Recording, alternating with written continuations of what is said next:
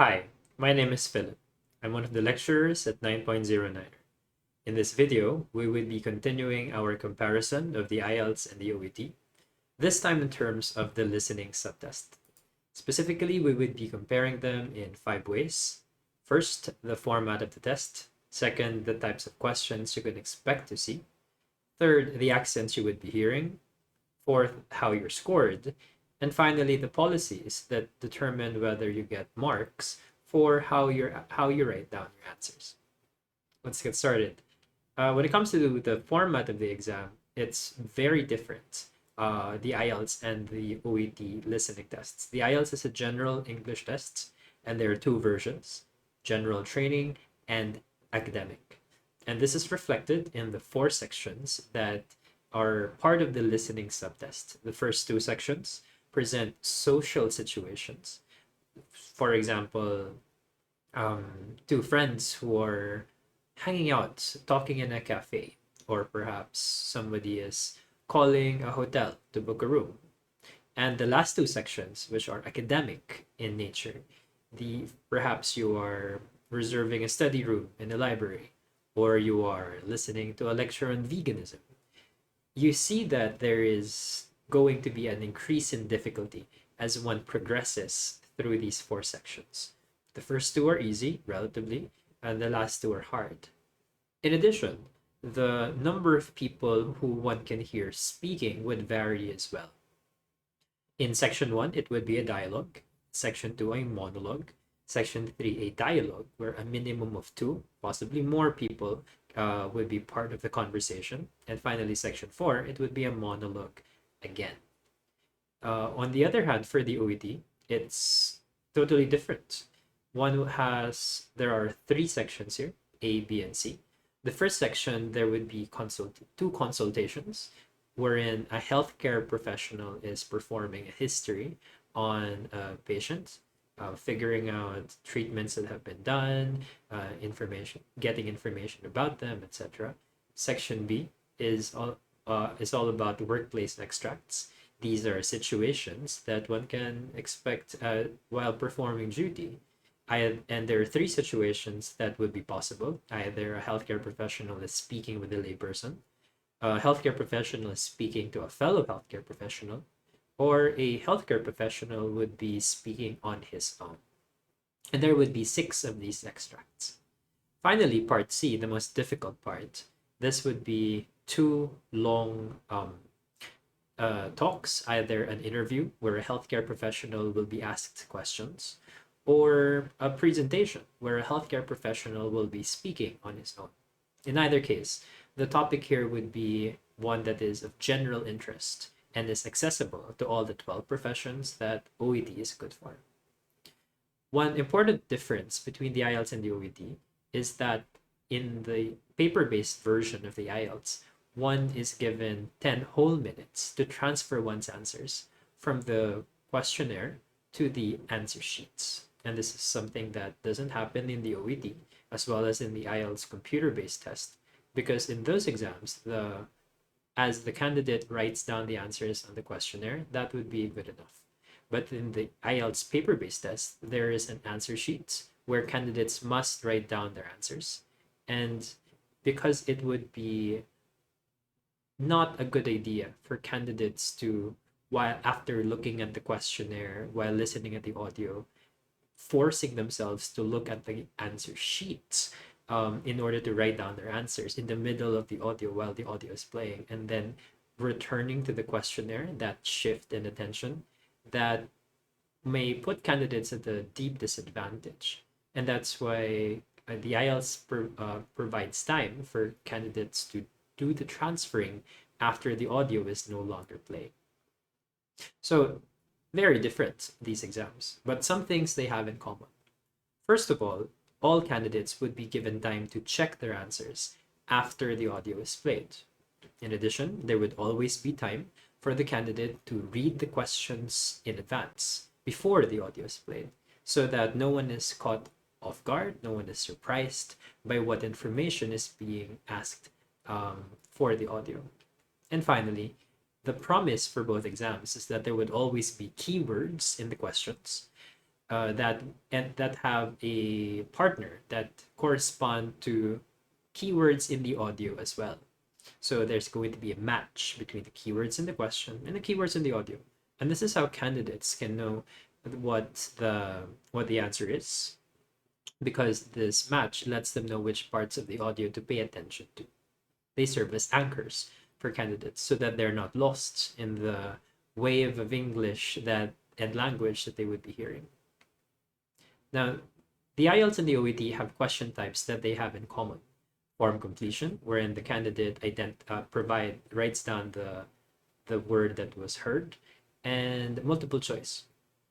However, the IELTS has more sentence completion, plan, map, or diagram labeling, wherein pictures would be used, as well as matching. So they're in the video talking about these question types in detail for the IELTS reading tests. I invite you to watch that. But what I would like to emphasize at this point is that when it comes to the IELTS and the OET, in the OET for multiple choice, it is a machine that checks the answers, not a human being. So one needs to be more careful in how one shades these bubbles, because one would not want to inadvertently lose a mark simply because one didn't follow instructions, such as, for example, shading insufficiently or shading in a way that trespasses into the area of another bubble. It's important not to lose marks this way, and it's something that is very different from the IELTS versus the OET. Now, what accents would you be hearing? The IELTS and the OET, for both of them, the primary accents would be the British, Australian, and American accents. When you look at their websites, though, the IELTS lists the New Zealand and Canadian accents that could also be heard. Whereas for the OET, we have there the New Zealand, Canadian, Irish, and South African accents. Wide variety.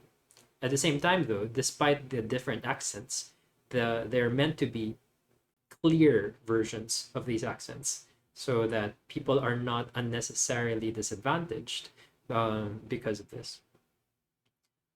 When it comes to scoring, because the grading system is different from these exams, one could expect the same thing for the listening tests. In the IELTS, listening is out of 40, and one score out of 40 determines what band score one gets. For example, you get a 35 out of 40, then that's usually an 8.0. If you get a 30 out of 40, you get a 7.0, etc. For the OET, the listening test is out of 42, and to get a B, which is the grade that most candidates need, one usually needs a 30. Now, why usually? Because these numbers are not fixed in stone. They vary. Because there are different versions of the exams that are out there. And though both tests try as much as they can to standardize these versions in terms of level of difficulty, sometimes it just doesn't work that way. Some versions are harder than others. Some versions are easier than others. And that wouldn't be fair, because this is, after all, a test of English. So it is the candidate's English that should determine their score, not on whether they ended up being lucky and gotten the easier version, or because their luck wasn't very good and therefore they ended up with the harder version.